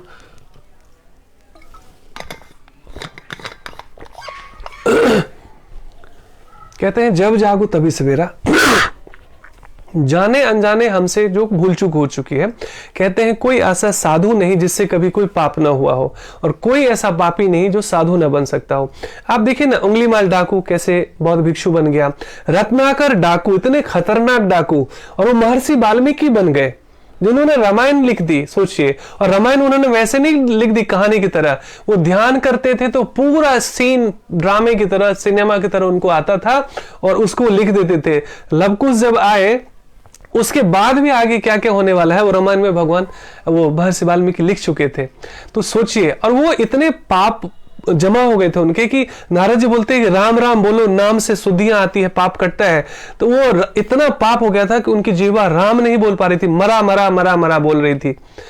सो नारद जी बहुत ठहाके लगाकर हंसते हैं, तो बड़े गिल्ट फीलिंग में वो प्रणाम करके पूछता है रत्नाकर डाकू कि आप मेरे उच्चारण से मेरे पर हंस रहे हैं ना, लेकिन मैं क्या करूं, मेरे से राम उच्चारण नहीं हो रहा। कह रहे कि नहीं नहीं नहीं, मैं इसलिए नहीं हंस रहा हूं कि तुम राम के बजाय मरा मरा कह रहे हो, मैं तो इसलिए खुश हूं, आनंदित हूं कि तुम्हारा चूंकि इंटेंशन भगवान के प्रति है, तुम्हारी संवेदना, तुम्हारा पूरा ध्यान भगवान को, भले तुम्हारे मुंह पाप की वजह से राम नहीं ले पा रहे हो, लेकिन तुम भीतर से राम को ही उच्चारण कर रहे हो, उनको याद कर रहे हो, तो भगवान तुम्हारे मरा मरा को भी स्वीकार कर रहे हैं और वो तुम्हें भी उद्धार कर देने वाले हैं। तो ये तो भगवान इतने कृपालु है। कहने का मतलब क्या है, जो पहले हो चुका उसके लिए अच्छे बच्चे की तरह भगवान से क्षमा मांगना कि हे प्रभु, जाने अनजाने हमें नहीं पता था क्या सही क्या गलत, लेकिन आप नहीं, कहते हैं बिन सत्संग विवेक न होई, राम कृपा बिनु सुलभ न सोई। विवेक मतलब ना सही और गलत में भेद, धर्म और अधर्म में, पाप और पुण्य में, सत्य और असत्य में, है ना। ये भेद जब तक हमें नहीं पता होता, मतलब ये मतलब इसका मतलब हमारा विवेक जागृत नहीं है, कॉन्शियस डेवलप नहीं हुआ है। और फिर क्या कहते हैं, बिन सत्संग विवेक न होई, राम कृपा बिनु सुलभ न सोई। जब तक भगवान की कृपा नहीं होती तो आपको सत्संग में रुचि नहीं हो सकती थी, और आप इतने दिन से सत्संग में टिके हुए हो, आप ये जिज्ञासा कर रहे हो, इसका मतलब भगवान के ऑलरेडी आपके ऊपर ब्लेसिंग्स तो है ही है। नहीं तो बड़ा मुश्किल है 5 मिनट कोई सत्संग में कोई टिक जाए, बड़े असंभव बात है। दुनियादारी, सिनेमा, वेब सीरीज, बाह्यात की सारी चीजों में आदमी घंटों बिताकर उसको पता भी नहीं चलता कितना घंटा बीत गया, लेकिन ध्यान में किसी को 5 मिनट बिठा के देख लो, पूरी चीटियां करने लगती है, खुजली होने लगती है, मुश्किल हो जाता है, वो अशांत हो जाता है ना। सो कहने का मतलब क्या है, आपका इतने देर भी टिक जाना, इतने दिन टिक जाना सत्संग में, ये भगवान की विशेष कृपा है। इसलिए जो हो गया उसके लिए सच्चे मन से भगवान से प्रार्थना करना कि हे प्रभु, मुझे नहीं पता क्या सही क्या गलत, लेकिन मैं अब आपके मार्ग पर, आपके धर्म के मार्ग पर चलने के लिए उत्सुक हूं, आप मुझ पर कृपा कीजिए, क्योंकि मेरे केवल प्रयास से नहीं होगा। कृपा का अर्थ होता है कर और पा। 50% हमें अपने एफर्ट लगाना पड़ता है, और हमारा एफर्ट जेन्युइन होता है तो भगवान तो ऑलरेडी हमें हमारे अपने शरण में लेने के लिए तैयार ही रहते हैं। इसलिए सच्चे मन से क्षमा मांगना अपने जाने अनजाने भूल के लिए। लेकिन 2 तरह के लोग होते हैं, कई बार भगवान के नाम पर भी पाप करते हैं, राम राम राम राम माला जपते रहेंगे और पाप भी करते रहेंगे, ये भी अज्ञानता है, इसका दंड ज्यादा मिलता है। ये होता है नाम के बल पर पाप करना, मतलब एक तरफ हम नाम ले रहे हैं, पुण्य कर रहे हैं, दूसरी तरफ पाप कर रहे हैं, तो ऐसा नहीं करना है, उससे ज्यादा अपराध लगता है। सॉरी कई लोग बोल देते हैं, लेकिन कोई उनका मीनिंग नहीं होता। देखो कई लोगों के होठ पे रहते सॉरी सॉरी, लेकिन वो एक्चुअली दिल से सॉरी फील नहीं करते। सॉरी फीलने का मतलब है मैंने सॉरी बोला, अब मैं संकल्प लेता हूं ये गलती मैं दोबारा नहीं करूंगा। बार बार गलती करना और बार बार सॉरी बोलना पशुता की निशानी है। हम में से बहुत लोग ऐसे करते हैं, बार बार सॉरी भी बोल रहे हैं लेकिन फिर बार बार गलती कर रहे हैं। तो सॉरी बोलने का मतलब है भगवान से कि हे प्रभु, आप मेरे हृदय की बात जानते हैं, मैं कितना सच्चा कितना झूठा, तो आप को तो सब कुछ पता है कि मैं वास्तव में सुधरना चाहता हूं, अपने पुराने जाने अनजाने भूल चूक के लिए क्षमा प्रार्थी हूं और मुझे आप अपने ज्ञान में प्रेरित कीजिए। मैं वाकई आपके प्रेम में जो है अपने जीवन को बेहतर बनाना चाहता हूं, आपके सानिध्य में आना चाहता हूं। तो भगवान ऐसे लोगों से, ऐसे शास्त्रों से परिचित कराते रहते हैं, हमारा प्यूरिफिकेशन होता रहता है। सो आगे से हमें ये करना है कि तेरा तुझको अर्पण क्या लगे मेरा। सो किसी भलाई मतलब अच्छे करने का भी कोई अहंकार नहीं। उससे पता है क्या, आध्यात्मिक लाभ तो होता ही होता है, सांसारिक लाभ ये होता है कि आप बोझ नहीं लेके जिएंगे। नहीं तो अच्छेपन का भी अहंकार हो जाता है, मैंने ये किया, मैंने वो किया, मैं इतना सेवा करता हूँ, मैं इतनी लोगों की हेल्प करता हूँ, ये सभी खत्म हो जाएगा। अरे मैं इंस्ट्रूमेंट हूँ भगवान का, उसने मुझे सामर्थ्य दिया तभी तो मैं किसी की हेल्प कर रहा हूँ, कोई सेवा कर रहा हूँ।